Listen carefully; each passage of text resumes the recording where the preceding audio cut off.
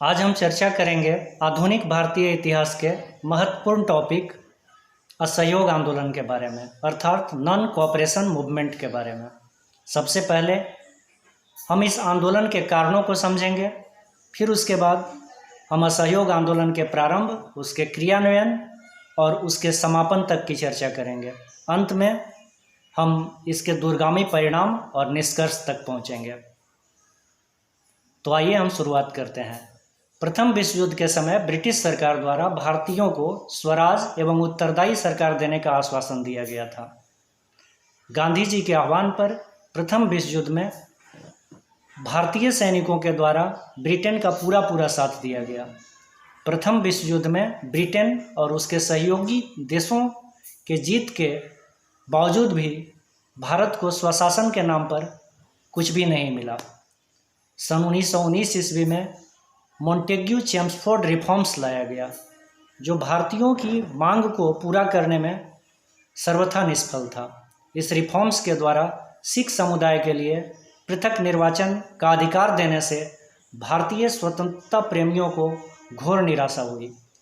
British सरकार द्वारा इसके पूर्व 1909 में लाए गए मार्ले मिंटो रिफॉर्म्स, जिसमें मुसलमानों को पृथक निर्वाचन का प्रतिनिधित्व दिया गया था, ठीक उसी प्रकार 1919 में मॉन्टेग्यू चेम्सफोर्ड रिफॉर्म्स द्वारा सिखों के लिए अलग प्रतिनिधित्व सांप्रदायिक आधार पर देना भारतीयों के बीच फूट डालने का एक और खतरनाक चाल था। ब्रिटिश सरकार के इस कदम से भारतीयों में ब्रिटिश शासन के प्रति नफरत फैलने लगा। इस दौरान भारतीय जनता की चेतना पर वैश्विक घटनाओं का भी असर हुआ। जैसे प्रथम विश्व युद्ध के उपरांत जर्मनी, ऑस्ट्रिया और रूस में निरंकुश शासन की समाप्ति हो गई। रूस में साम्यवादी सरकार की स्थापना हुई। इसके द्वारा विश्व के अनेक देशों को स्वतंत्र कर दिया गया। इसे देखकर भारतीय स्वतंत्रता प्रेमी के मन में, भारतीय राष्ट्रवादियों के मन में एक आशा बंधी और वो राष्ट्रीय आंदोलन में सक्रिय होने लगे। चूँकि प्रथम विश्व युद्ध में अंग्रेज़ों के द्वारा, ब्रिटिश सरकार के द्वारा भारतीय संसाधनों का बहुत ही दोहन किया गया था, भारतीय संसाधनों का काफ़ी दुरुपयोग किया गया था। प्रथम विश्व युद्ध में भारतीय संसाधनों को काफ़ी खर्च किया गया था। ऐसी स्थिति में हमारे देश पर कर्ज का भार बहुत बढ़ गया, मुद्रास्फीति बढ़ गई और वस्तुओं की उपलब्धता बड़ी मुश्किल हो गई। इसलिए देश में महंगाई की बेतहाशा वृद्धि हुई और आम जनों को रहना मुश्किल हो गया। ऐसी स्थिति में भारतीयों के मन में, भारत की जनता के मन में ब्रिटिश सरकार के प्रति मोह भंग होने लगा और असंतोष फैलने लगा। एक और कारण 1917-18 में भारत में पड़ने वाला एक बड़ा अकाल था, एक फैमिन था, जो कम वृष्टि के कारण, अनावृष्टि के कारण अकाल पड़ा था। उसके साथ ही प्लेग नामक बीमारी भी उस समय फैल गई। इसे नियंत्रित करने के लिए और इसके प्रबंधन के लिए ब्रिटिश सरकार द्वारा कोई ध्यान नहीं दिया गया। इस पर किसी भी तरह का एक्शन नहीं लिया गया और सरकार की उदासीनता ने जनता के मन को और खिन्न कर दिया और उनके प्रति और नफरत की भावना उनके अंदर भर दी। इसी दौरान आग में घी डालने का काम किया रॉलेट एक्ट ने। सिडनी रॉलेट की अध्यक्षता में एक कानून लाया गया, जिसे हम काला कानून के नाम से भी जानते हैं। इस कानून का मुख्य उद्देश्य यह था कि संदेह के आधार पर बिना कोई कारण बताए किसी भी भारतीय व्यक्ति को गिरफ्तार किया जा सकता था। इस कानून का मूल मंत्र था, ना कोई अपील, ना कोई दलील और ना ही कोई वकील। इसीलिए इसको काला कानून या ब्लैक रूल कहा गया। सरकार ने इस समय प्रेस पर कठोर प्रतिबंध भी लगा दिए और नागरिक स्वतंत्रता को बहुत हद तक सीमित कर दिया। ऐसी परिस्थिति में पंजाब के नेता डॉक्टर सत्यपाल और सैफुद्दीन किचलू के द्वारा रॉलेट एक्ट के विरोध में एक आंदोलन किया जा रहा था, और इसी दौरान उन्हें गिरफ्तार करके उनको काला पानी की सज़ा दे दी गई, अर्थात उन्हें यहाँ से निष्कासित कर दिया गया। इसी के विरोध में 10 अप्रैल 1919 को एक शांतिपूर्ण सभा ने अंग्रेज अधिकारी कमिश्नर जो उप उपायुक्त हुआ करते थे, कमिश्नर हुआ करते थे, वहाँ जा कर के पंजाब में उन्होंने आंदोलन किया और सैफुद्दीन किचलू और डॉक्टर सत्यपाल को रिहा करने की मांग की। लेकिन ब्रिटिश सरकार ने उन्हें रिहा न करते हुए निहत्थी भीड़ पर, जो शांतिपूर्ण प्रदर्शन कर रहे थे, उस भीड़ पर गोली चलाने का आदेश दे दिया, जिसमें कई आंदोलनकारी, शांतिपूर्ण आंदोलन करने वाले आंदोलनकारी हताहत हुए और उग्र भीड़ की प्रतिक्रिया स्वरूप लगभग 5 यूरोपीय नागरिक भी मारे गए। इसकी प्रतिक्रिया में ब्रिटिश सरकार ने पूरे पंजाब में मार्शल लॉ लागू कर दिया। मार्शल लॉ लागू होने के इसी दौरान 13 अप्रैल 1919 को बैसाखी के अवसर पर एक मेला का आयोजन किया गया था और अमृतसर में 13 अप्रैल 1919 को जालियांवाला बाग में सार्वजनिक सभा का आयोजन किया गया, जिस पर रॉलेट एक्ट के खिलाफ और डॉक्टर सत्यपाल और सैफुद्दीन किचलू की गिरफ्तारी से रिहा करने के लिए और अन्य बातों पर चर्चा करने के लिए एक भीड़, एक सार्वजनिक सभा इकट्ठी हुई थी। लेकिन इस निहत्थी भीड़ पर, इस शांतिपूर्ण सभा पर अंग्रेज अधिकारी जनरल डायर द्वारा गोली चलाने का आदेश दे दिया गया और अंधाधुंध फायरिंग की गई, जिसमें सैकड़ों लोगों की जान गई और हजारों लोग घायल हुए। यह ब्रिटिश सरकार द्वारा किया गया, जनरल डायर द्वारा किया गया एक बहुत ही बड़ा अमानवीय कृत्य था, एक अमानुषिक कृत्य था। लेकिन ब्रिटिश सरकार ने इस घटना के बाद प्राथमिक तौर पर उनकी जो प्रतिक्रिया रही वो मानवता को शर्मसार करती है, क्योंकि एक एंग्लो इंडियन रुडयार्ड किपलिंग ने लिखा कि जनरल डायर ने अपना कर्तव्य निभाया है। ऐसी स्थिति में भारतीयों के मन में ब्रिटिश सरकार के प्रति और नफरत के भाव भर गए। उन्हें लगा कि अब ब्रिटिश सरकार उनका भला नहीं कर सकती है। लगभग इसी समय मोहम्मद अली और शौकत अली के नेतृत्व में भारत में खिलाफत आंदोलन की शुरुआत हुई। यह खिलाफत आंदोलन वास्तव में टर्की में खलीफा के पद की समाप्ति के विरोध में किया जा रहा था, चूँकि खलीफा मुस्लिमों के सर्वोच्च धार्मिक गुरु हुआ करते हैं।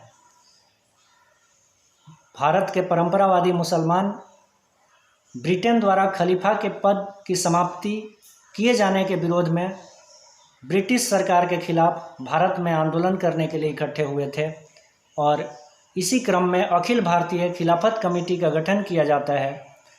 खिलाफत आंदोलन को भारतीय राष्ट्रीय कांग्रेस और महात्मा गांधी का सपोर्ट मिलता है। महात्मा गांधी हिंदू मुस्लिम एकता को बनाने के लिए और भारतीय राष्ट्रीय आंदोलन में मुसलमानों की भागीदारी बढ़ाने के लिए एक सुअवसर के रूप में इसे देख रहे थे। इसीलिए महात्मा गांधी अखिल भारतीय खिलाफत कमेटी का नवंबर 1919 में अध्यक्षता भी करते हैं। इसके बाद टर्की के साथ सेवरे की संधि मई 1920 में होती है। प्रथम विश्व युद्ध के उपरांत टर्की और ब्रिटेन के सहयोगी, ब्रिटेन और उसके सहयोगी राष्ट्रों के बीच, जिसमें टर्की को कई भागों में विखंडित कर दिया जाता है, कई भागों में बांट दिया जाता है। इसके प्रतिक्रिया स्वरूप भी भारतीय मुसलमान भारतीय राष्ट्रीय कांग्रेस का सपोर्ट लेकर के खिलाफत आंदोलन को तेज करना चाहते थे। जून 1920 में गांधी जी के नेतृत्व में इलाहाबाद में एक सर्वदलीय सम्मेलन का आयोजन किया गया और उसी में राष्ट्रीय आंदोलन को तीव्र करने की चर्चा की गई। इस तरह से स्वराज की मांग को लेकर के सबसे प्रथम अगस्त 1920 में गांधी जी के नेतृत्व में असहयोग आंदोलन की औपचारिक शुरुआत की गई। उसके बाद सितंबर 1920 में आंदोलन के कार्यक्रम पर विचार करने के लिए लाला लाजपत राय की अध्यक्षता में कलकत्ता में भारतीय राष्ट्रीय कांग्रेस का एक महाअधिवेशन आयोजित किया गया और इसमें आंदोलन के कार्यक्रम पर विचार किया गया, उसके क्रियान्वयन पर विचार किया गया और इस पर अंतिम मुहर नागपुर के दिसंबर 1920 में नागपुर के भारतीय राष्ट्रीय कांग्रेस के अधिवेशन में इन सभी कार्यक्रमों को अनुमोदन मिला और एक तरह से फाइनल मुहर लगी। कांग्रेस द्वारा पहली बार विदेशी शासन के विरुद्ध सीधी कार्यवाही, विधान परिषद का बहिष्कार और सरकार के साथ असहयोग का निर्णय लिया गया। गांधी जी ने प्रस्ताव पेश करते हुए कहा कि अंग्रेज सरकार शैतान है जिसके साथ सहयोग संभव नहीं है। सरकार को अपनी भूलों पर कोई पछतावा नहीं है। हम कैसे स्वीकार कर सकते हैं कि नवीन व्यवस्थापिकाएं हमारे लिए स्वराज का मार्ग प्रशस्त करेंगी। स्वराज की प्राप्ति के लिए हमारे द्वारा प्रगतिशील, अहिंसात्मक, असहयोग की नीति अपनाई जानी चाहिए। इस तरह से असहयोग आंदोलन की एक रूपरेखा तैयार की गई और इस कार्यक्रम में जो मुख्य बातें थी, जैसे सरकारी उपाधियों, अवैतनिक या सवैतनिक पदों का त्याग करने के लिए लोगों को प्रेरित किया गया और सरकारी उपाधियों में केसरे हिंद की उपाधि महात्मा गांधी ने वापस कर दी, जो बोअर युद्ध के समय भारतीय एम्बुलेंस कॉर्प्स के रूप में घायलों की सेवा करते समय करने के लिए ब्रिटिश सरकार द्वारा उन्हें प्रदान किया गया था। उस उपाधि को ब्रिटिश सरकार को गांधी जी ने वापस कर दी, केसरे हिंद की उपाधि। उसी तरह से गुरुदेव रविंद्रनाथ टैगोर ने नाइट और सर की उपाधि वापस कर दी। वास्तव में नाइट की उपाधि जिन्हें मिलती थी उन्हें ही सर के नाम से भी संबोधित किया जाता था। तो इस प्रकार ये दोनों उपाधियां रविंद्रनाथ टैगोर ने वापस कर दी। जमनालाल बजाज ने राय बहादुर की उपाधि वापस कर दी। इस तरह से अनेक लोगों ने अपनी उपाधियां वापस की। सरकारी स्कूल कॉलेजों का बहिष्कार किया गया। छात्र इसमें बढ़ चढ़ करके हिस्सा लिए। राष्ट्रीय शिक्षा संस्थाओं की स्थापना हुई, क्योंकि जब राष्ट्रीय स्कूलों का ब्रिटिश सरकार के अधीन चलने वाले विद्यालय, विश्वविद्यालय का जब बहिष्कार किया गया तो एक स्वदेशी शिक्षण संस्थाओं के निर्माण की आवश्यकता महसूस की गई और इसी क्रम में इस समय जामिया मिलिया इस्लामिया विश्वविद्यालय, गुजरात विद्यापीठ, काशी विद्यापीठ और तिलक महाराष्ट्र विद्यापीठ इत्यादि शिक्षण संस्थाओं की स्थापना हुई। सत्य और अहिंसा पर आधारित इस आंदोलन में लाखों लोगों ने भाग लिया। व्यापक जन समर्थन इस आंदोलन को प्राप्त हुआ। शांतिपूर्ण प्रदर्शन, हड़ताल, विदेशी वस्तुओं के दुकान पर धरना प्रदर्शन करना, सरकार को कर नहीं देना, विधानमंडल के चुनाव में 2/3 मतदाताओं द्वारा मतदान नहीं करना, ये सभी असहयोग आंदोलन के प्रमुख कार्यक्रम थे। सरकारी नौकरियों का परित्याग करना। उस समय इस असहयोग आंदोलन में विद्यार्थियों ने, भारत के किसानों ने, महिलाओं ने, सभी वर्ग के लोगों ने बढ़ चढ़ करके हिस्सा लिया। मध्यम वर्ग भी असहयोग आंदोलन में हिस्सा ली, लेकिन अंत में बाद में देखा जाता है कि असहयोग आंदोलन में मध्यम वर्ग का थोड़ा कम प्रभाव रहा। लेकिन फिर भी अगर एक निष्कर्ष के तौर पर कहा जाए तो हम देखते हैं कि असहयोग आंदोलन में एक व्यापक जन समर्थन प्राप्त हुआ। 17 नवंबर 1921 को ब्रिटेन के राजकुमार प्रिंस ऑफ वेल्स का हड़तालों और प्रदर्शनों से विरोध किया गया भारत में।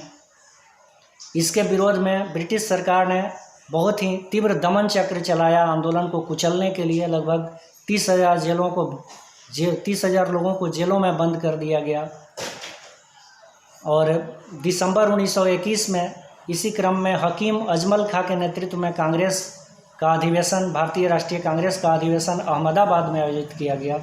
इस अधिवेशन में पंजाब और खिलाफत की समस्याएं, शिकायतें दूर करने के लिए, स्वराज प्राप्ति के लिए निर्णय लिया गया कि इस आंदोलन को और दूर तक चलाया जाएगा जब तक कि हमें स्वराज की प्राप्ति नहीं हो जाती है। चूँकि आंदोलन को देर तक चलाना था, इसलिए वित्तीय आवश्यकताएं थी और वित्तीय आवश्यकताओं को पूरा करने के लिए गांधी जी ने 1 अगस्त 1921 को, जो बाल गंगाधर तिलक की पुण्यतिथि थी, उस तिथि को उन्होंने तिलक स्वराज फंड की स्थापना की और भारतीयों का आह्वान किया कि आप इसमें वित्तीय सहायता प्रदान करें, जिससे असहयोग आंदोलन को लंबे समय तक तब तक चलाया जा सके जब तक कि स्वराज प्राप्त नहीं हो जाता है।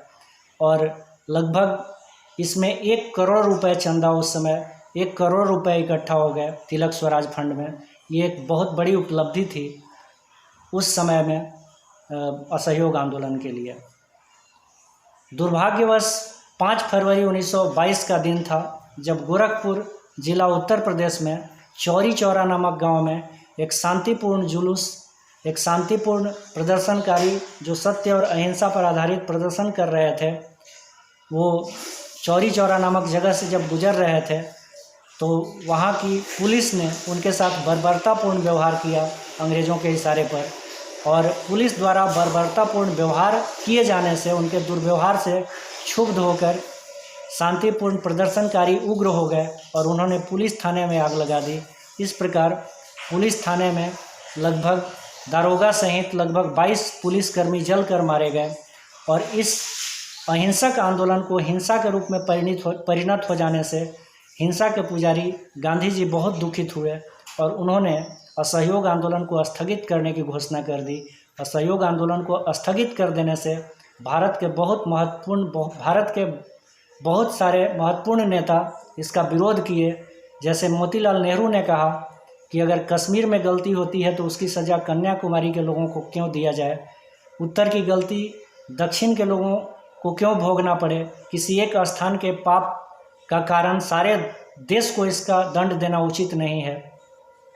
उसी तरह से सुभाष चंद्र बोस ने गांधी जी के द्वारा अचानक असहयोग आंदोलन वापस लिए जाने को राष्ट्रीय दुर्भाग्य या राष्ट्रीय आपात या नेचुरल कैलामिटी की संज्ञा दी। तो जवाहरलाल नेहरू ने कहा कि ऐसे समय जब हम सभी मोर्चों पर आगे बढ़ रहे थे तो गांधी जी के द्वारा आंदोलन का वापस लिया जाना ये उचित नहीं था, स्थगित अभी नहीं करना चाहिए था। तो इस तरह से एक व्यापक और तीव्र प्रतिक्रियाएं देश भर में देखने को मिली, लेकिन गांधी जी हिंसा के दम पर आज़ादी नहीं चाहते थे। वो सत्य और अहिंसा के एक पुजारी थे, वेदांती दर्शन से संबंध रखते थे, इसलिए उनको हिंसा किसी भी कीमत पर बर्दाश्त नहीं थी। और यही कारण था कि गांधी जी ने असहयोग आंदोलन को वापस लेने की घोषणा की। अगर हम आंदोलन के प्रभाव की चर्चा करें तो एक कुपलैंड नामक व्यक्ति ने लिखा है कि गांधी जी ने राष्ट्रीय आंदोलन को एक क्रांतिकारी आंदोलन और एक जन आंदोलन के रूप में परिणत कर दिया। विश्व इतिहास में पहली बार व्यापक स्तर पर एक शक्तिशाली देश के खिलाफ एक अहिंसात्मक आंदोलन था जिसको कि बहुत बड़ा जनसमर्थन प्राप्त हुआ।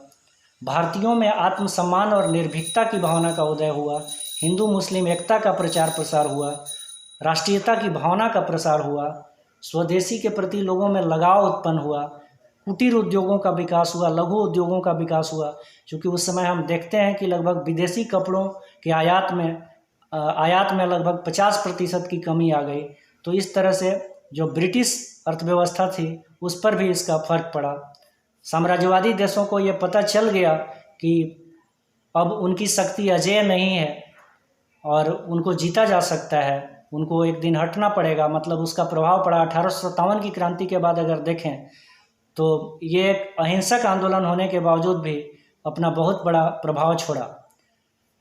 राष्ट्रीय शिक्षा, स्वदेशी वस्त्र, स्वदेशी संस्था और हिंदी की लोकप्रियता में भी वृद्धि हुई, अगर इसे हम देखें तो।